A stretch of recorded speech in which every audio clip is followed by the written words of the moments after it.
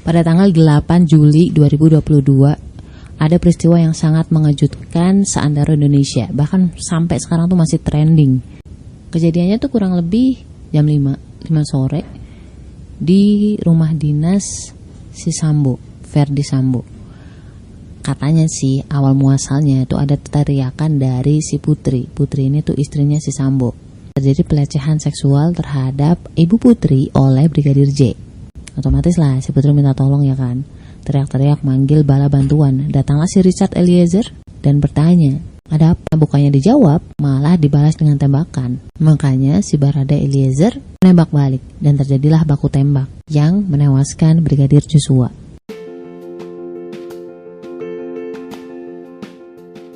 Assalamualaikum warahmatullahi wabarakatuh. Kenalin, aku Ria Marliana, teman healing kamu di podcast Self Healing yang akan ngobrol tentang banyak hal berdamai dengan luka melalui psikologi Islam, Quran dan juga hadis. Dan kadang aku spill juga tentang karakter manusia berdasarkan golongan darah. Semoga bisa membantu kamu lebih relief.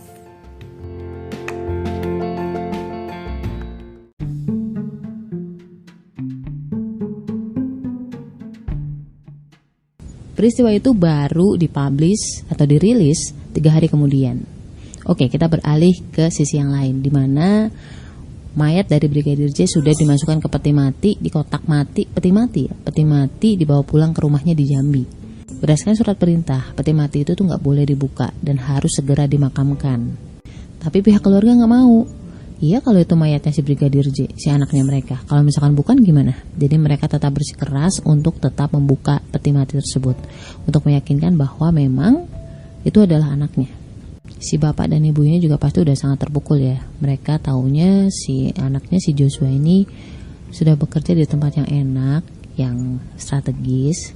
Tahu-tahu pulang tinggal nama, apalagi dikasih embel-embel tersangka pelecehan seksual terhadap istri bosnya. Mereka tahulah karakternya si Joshua kayak apa kan. Betapa terkejutnya baik ibu atau ayahnya begitu melihat jenazah atau jasadnya si Joshua. Ada banyak kejanggalan di sana. Ada jari-jari tangannya patah, terus kakinya bengkok, nggak bisa dilurusin gitu kan. Ada beberapa luka sayatan. Orang biasa juga akan melihat bahwa ini bukan baku tembak nih. Pihak keluarga meminta tolong kepada tetangganya mereka yang juga dokter untuk dilakukan otopsi yang kedua, otopsi ulang. Shock ya, ada banyak luka yang tidak tersampaikan di rilis pertama oleh Polri sebelumnya. Netizen otomatis semakin bersatu untuk mengungkap ada apa sih ini semua? Apa sih motif dibaliknya? Si Barada tadi, pihak yang menembak Brigadir J, bilang bahwa dia menembak atas perintah si Sambo. Dan akhirnya si Sambo pun menjadi tersangka. Dan si Sambo bilang bahwa motifnya adalah motif dewasa yang intinya merusak harkat martabat dari keluarganya si Sambo. Yang mana itu tuh gak ada penjelasan apaan gitu. Sangat mengaburkan ya. Kalau lu gak bisa berbohong, lu coba kaburkan saja biar orang tambah bingung gitu. Publik gak percaya begitu saja.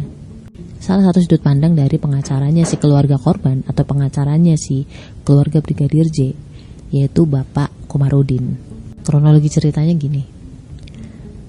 Sebenarnya hubungan antara si bapak dan si ibu Sambo ini itu udah mulai gak harmonis, udah dari lama. Nah, ada perubahan sikap nih dari si bapak katanya. Si ibu meminta tolong ke Brigadir J sebagai pengawal pribadinya untuk memata-matai si bapak, mencari tahu kemana nih bapak gak pulang dan kawan-kawan lah. Akhirnya si Brigadir J memberitahu ibu bahwa si bapak sudah menikah lagi dengan cewek lain yang katanya poluan juga, yang katanya cantik itu. Akhirnya terjadilah keributan sampai menyebabkan ada ancaman pembunuhan di tanggal 21 Juni 2022.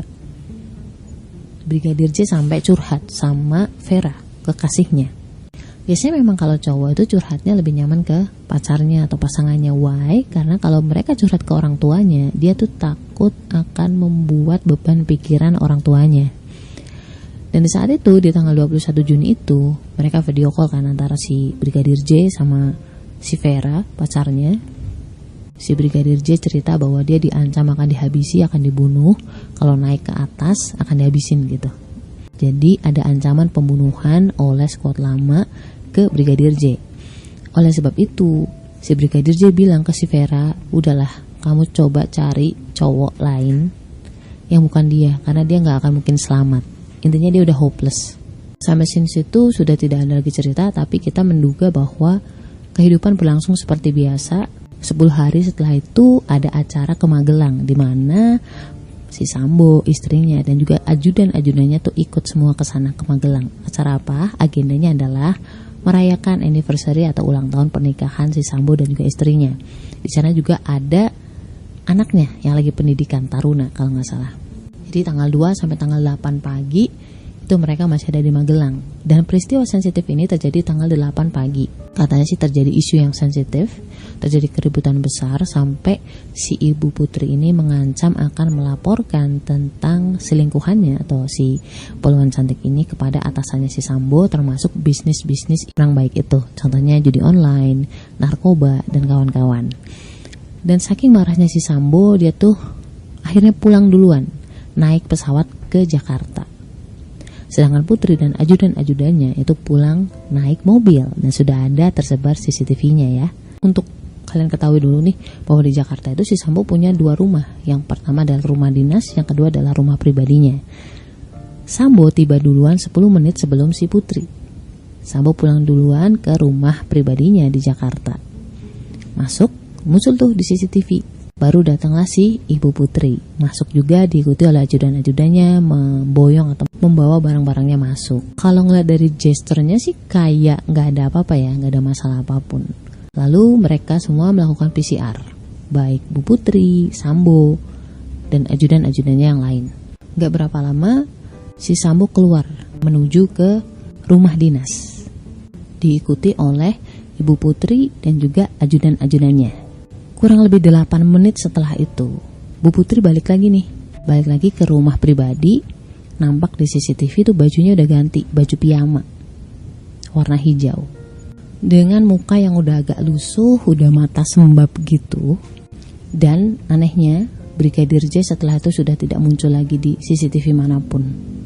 Diduga dia sudah dieksekusi di waktu yang sangat singkat itu. Jadi si Sambo itu memanggil Brigadir J, datang ke hadapannya, berlutut dan sempat menyiksa, entah menginterogasi atau meminta keterangan dan lain-lain lah.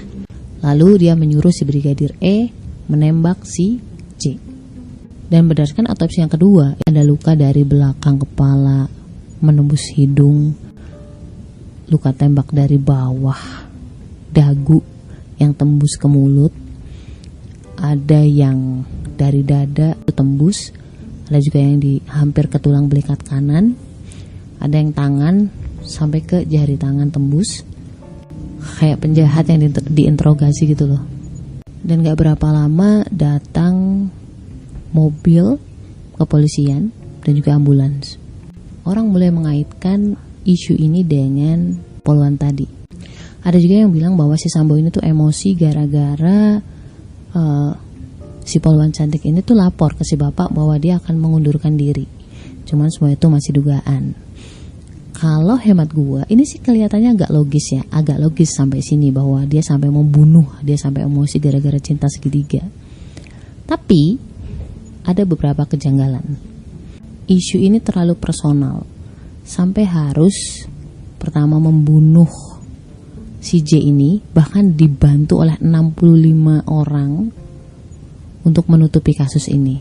Terlalu personal, agak gak masuk akal. Yang kedua, ada kata-kata squad lama. Kalau squad lama gak sepersonal orang ketiga. Kemudian yang ketiga, CCTV ini tuh ada beberapa rentang waktu atau ada beberapa yang gak nyambung, masih ada missing linknya gitu. Jadi gak bisa kelihatan, gak bisa berbicara nih. Masih terlalu banyak multitafsir di situ.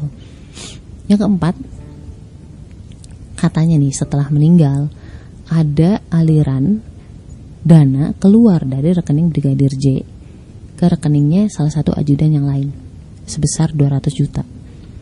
Why? Wow, ada apa nih gitu. Dan berarti ada yang tahu pinnya dong. Siapa yang pegang handphonenya?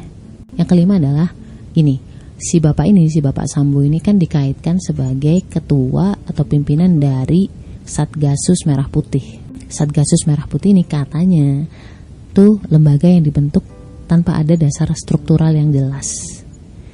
Dan ini ada kaitannya dengan ada bisnis bandar judi, narkoba, kebakaran Kejagung, 6 orang anggota FPI yang tewas di KM 50. Nah tiba-tiba si Satgasus ini cepet-cepet buru-buru dibubarin gitu. Kalau dibubarin kita nggak bisa trace lagi loh ini ada apa di balik ini, ada kaitannya atau enggak. Jadi malah semakin ketahuan kalau panik mau segera ditutup, segera dibubarkan. Ini udah aneh. Kemudian yang keenam, Ibu Putri itu kan sebenarnya saksi kunci ya, tapi dia nggak mau ngomong. Malah sempat ada dugaan bahwa yang muncul di media saat itu bukan Putri, tapi kuasa hukumnya. Jadi kayak putri palsu gitu loh. Kalau gue sih pribadi memang benar kayak fake gitu loh. Pribadinya beda gitu ketika muncul di media dan di CCTV itu beda banget. Kenapa? Kalau di CCTV itu kelihatan banget orangnya tuh pede, tegas, anggun. Tapi ketika di media muncul dia tuh sampai pegangan orang di sebelahnya yang gak nyaman, yang gak pede, dan kayak merasa bersalah. Dan lebih aneh lagi, minta perlindungan ke LPSK, tapi ketika mau ditanya-tanyai oleh LPSK dia gak mau, mangkir mulu. Sampai akhirnya diputuskan bahwa dia sakit jiwa atau kena gangguan jiwa. Yang mana kalau kena gangguan jiwa maka setiap keterangannya itu tidak bisa dijadikan acuan. Wah, makin blunder.